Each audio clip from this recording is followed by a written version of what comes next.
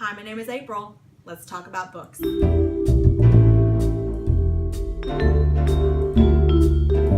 Today I'm going to talk to you about the books that I picked up at my local library sale. They were having a bag sale, which means that you could go up there, fill up a bag, and then pay $2 for whatever it was that you had in that bag. I went up and I filled up 3 bags. So all of these books were bought for $6. The first of these is The Portable Dorothy Parker. I'm so pleased with this purchase. I love Dorothy Parker. I first became acquainted with her through her poetry, which is so biting and acid and sarcastic and wonderful. And so I'm really excited to dive into her short stories, and I believe she's got some reprinted columns in here, reviews that she did, and so I'm really excited to have this copy for myself. The next book that I got is called Masquerade in Venice. This is written by a woman named Velda Johnston. I don't really know very much about this book. In fact, I don't know very much about many of the books that I got. But the reason that I picked this one up is because of this sentence in the first paragraph of the book, which says, "First of all, I was a stranger, an American spinster of almost 24. Who had arrived alone in a country where no well-born woman travels without the protection of her husband or servants."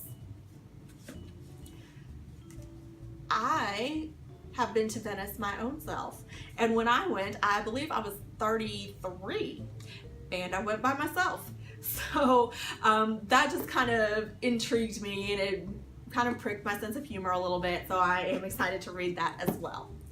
The next book that I got is a nostalgia buy. This is Judy Blume starring Sally J. Friedman as herself. This is a book that I read literally to pieces when I was younger. The copy that I had fell apart due to my having read it so often, and it had been through several moves as well.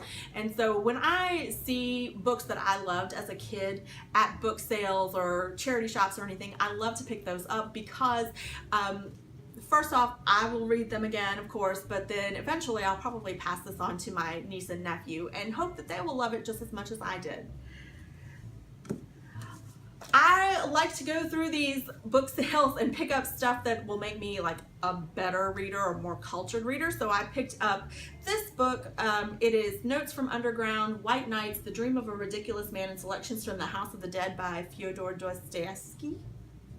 I do like to read Russian writers, and I haven't read as many as I want to, of course. And with the anniversary of the Russian Revolution coming up, that was something that I kind of wanted to focus on as well. I haven't read anything by Dostoevsky, so I am interested to see what his writing style is and the content of his books. Another book that I picked up is The Stepford Wives by Ira Levin, and I was aware of the film, but I didn't know that it was based on a book.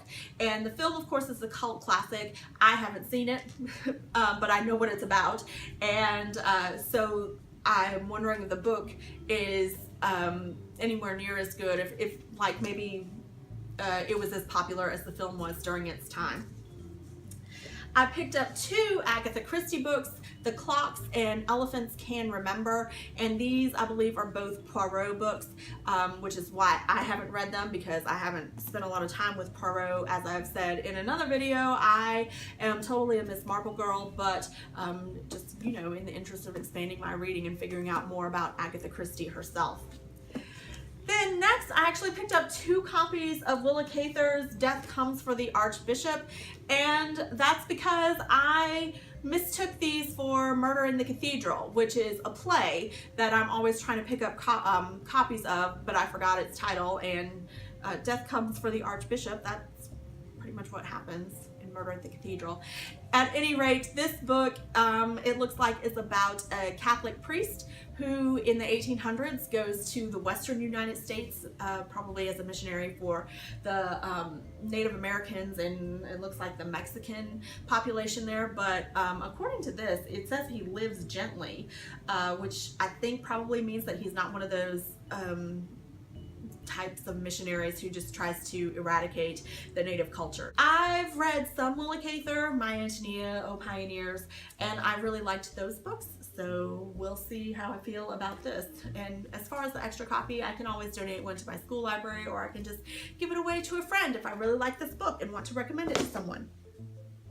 I also picked up this book. It's a children's book called The Little Dutch Tulip Girl, and it's by Madeline Brandeis.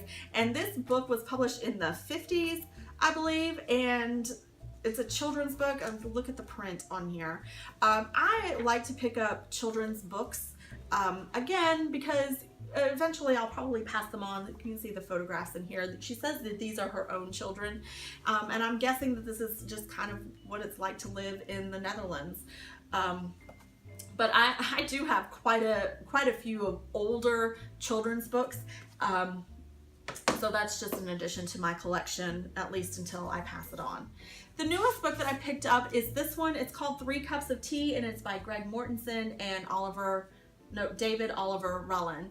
And this is a book about a man who is in Pakistan, and he decides to build a school for girls there. And Pakistan is not a country that I know very much about, although we hear about it all the time in the news.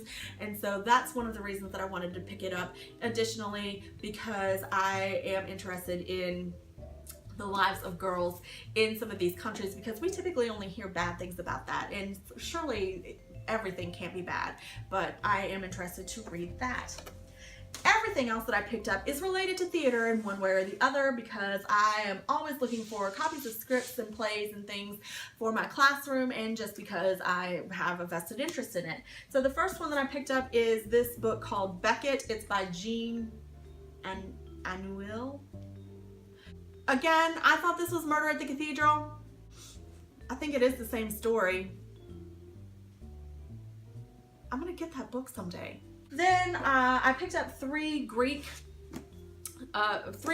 books of Greek plays. The first 2 are both Euripides.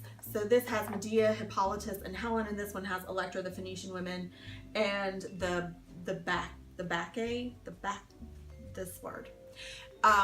I don't teach Euripides, but I always pick up copies of his plays just in case. I might teach it someday.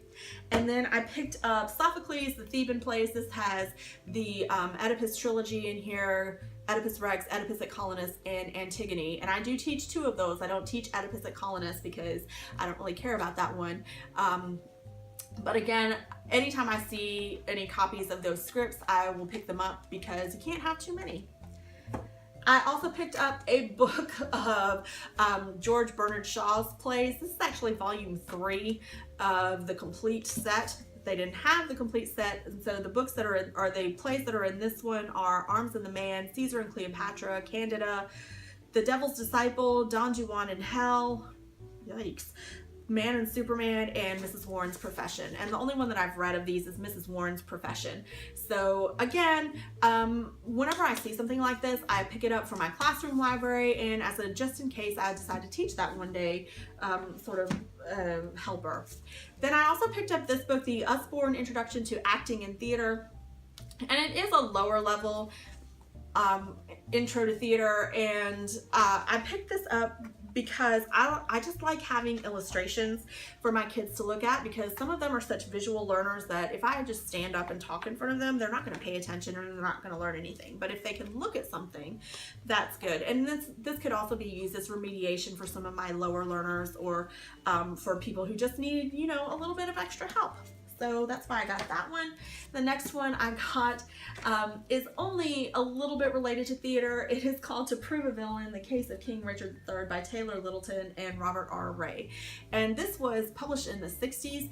So I think that some of the information might be a little bit outdated in terms of newer discoveries that have occurred since his remains were dug up from that car park.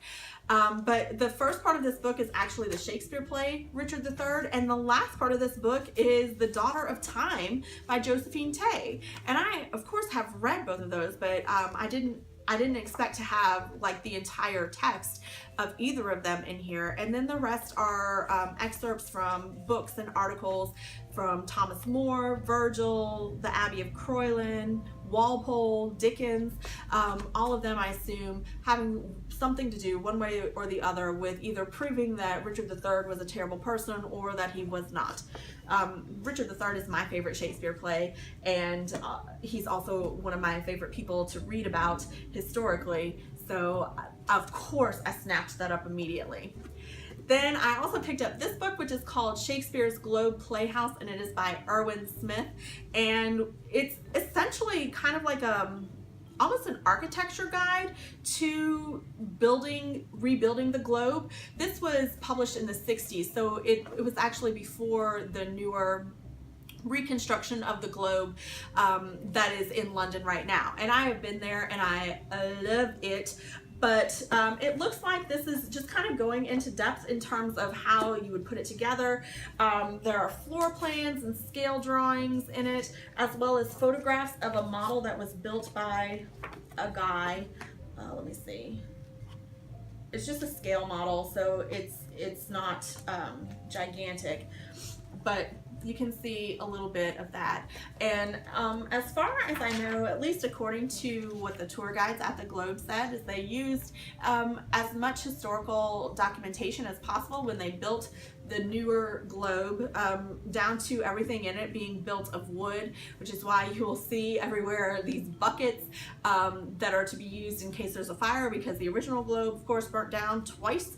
And it even has a thatched roof, but it's got fire retardant or something on it to try and prevent it being burnt again. And then finally, I picked up this Complete Works of Shakespeare, because I can never leave one of these when I see it for sale. And in this one, someone probably used this as a textbook, because you can see the things that the plays that he or she did read, and they are typical of what you would read in a Shakespeare class, perhaps in college or in high school. And I love getting books that have markings from the original owners in it. Additionally, like I have 3 or 4 different complete works of Shakespeare myself, because as I said, anytime I see one, I have to pick it up. It's almost a compulsion for me. But those are all the books that I picked up at my local library. If you've read any of those, or if you'd like to, let me know in the comments below and we can talk about it. Otherwise, goodbyes are always awkward. End of video.